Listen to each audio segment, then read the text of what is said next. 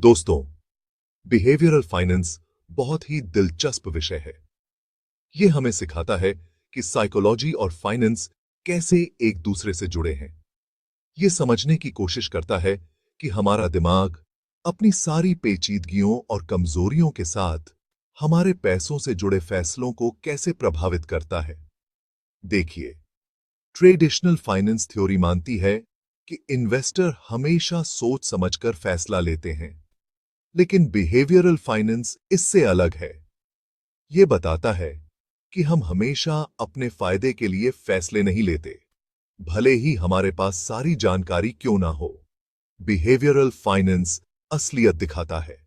यह बताता है कि हमारे फैसले अक्सर हमारी भावनाओं, आदतों और जल्दबाजी में लिए गए निर्णयों से प्रभावित होते हैं।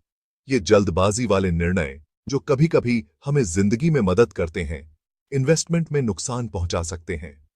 सोचिए, आपके पास एक शेयर है जो लगातार गिर रहा है, लेकिन आप उसे बेच नहीं रहे क्योंकि आप उससे भावनात्मक रूप से जुड़ गए हैं।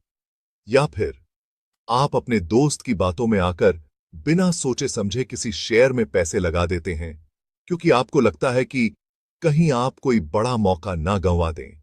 ये कुछ उदाहरण हैं कि बिहेवियरल फाइनेंस हमारे इन्वेस्टमेंट के फैसलों को कैसे प्रभावित करता है। जब हम अपने मन को प्रभावित करने वाले कारकों को समझते हैं, तो बिहेवियरल फाइनेंस हमें मार्केट के असामान्य बर्ताव और इन्वेस्टर के व्यवहार को समझने में मदद करता है। अपनी गलतियों को पहचानने और फाइनेंस के मामले में ज्यादा सोच समझकर तार्किक फैसले लेने का तरीका बताता है।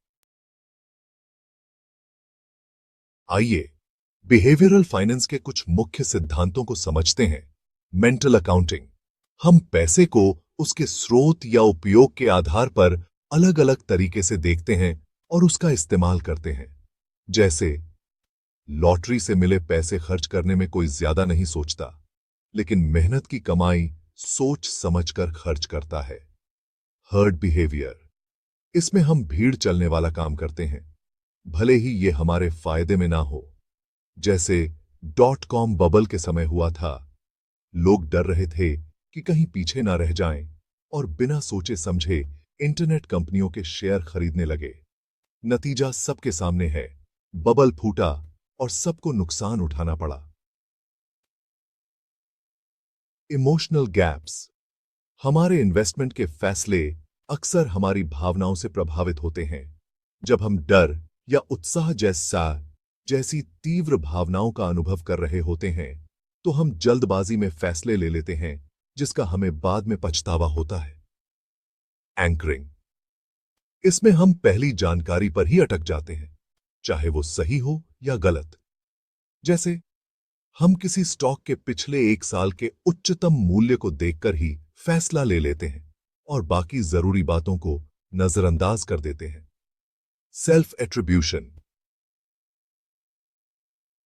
हम अपनी सफलता का श्रेय अपने आप को देते हैं और असफलता के लिए दूसरों को दोषी ठहराते हैं। इन्वेस्टमेंट में कुछ सफल ट्रेड के बाद यह आत्मविश्वास को बढ़ा सकता है, जिससे जोखिम भरा व्यवहार हो सकता है।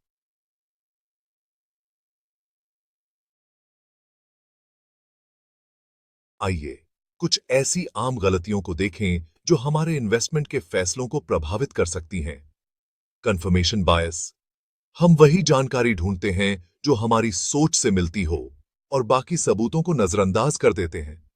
जैसे अगर हमने किसी कंपनी में पैसे लगा रखे हैं, तो हम सिर्फ उसकी तारीफ वाले आर्टिकल ही पढ़ेंगे।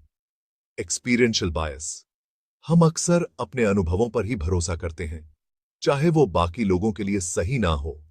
जैसे अगर किसी व्यक्ति ने शुरुआत में ही शेयर बाजार में नुकसान देखा है, तो वो हमेशा डरता रहेगा और शायद अच्छे मौके गंवा दे। Loss aversion.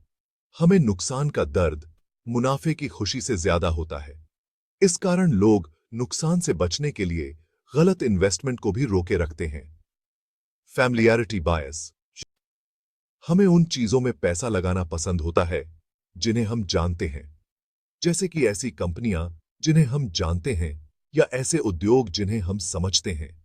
हालांकि यह हमेशा गलत नहीं होता है, लेकिन इससे डाइवर्सिफिकेशन की कमी हो सकती है और दूसरे सेक्टर में मौके हाथ से निकल सकते हैं। शेयर बाजार में बिहेवियरल फाइनेंस को साफ देखा जा सकता है। मार्केट में तेजी और गिरावट अक्सर भीड़ के व्यवहार, भावनात्मक निर्णय लेने और ज्यादा आत्मविश्वास और कंफर्मेशन बायस जैसी गलतियों के कारण होती है। याद है .com बबल? ये भीड़ के व्यवहार और अटकलों का एक उदाहरण था। लोग उत्साह में बह गए और ट्रेडिशनल वैल्यूएशन तरीकों को भूल गए, सिर्फ इंटरनेट कंपनियों के भविष्य को देखते रहे। इससे शेयरों की कीमतें बेअच गईं और जब बबल फूटा तो जबरदस्त गिरावट आई। इसी तरह 2008 का फाइनेंशियल संकट भी कुछ हद तक बिहेवियरल बायस के कारण आया था। हाउसिंग मार्केट में ज्यादा आत्मविश्वास और जोखिम को नजरअंदाज करने के कारण ज्यादा कर्जा लिया और दिया गया, जिससे देसी हाउसिंग डीडी बबल बना और जब ये फूटा तो पूरी दुनिया में मंदी आ गई।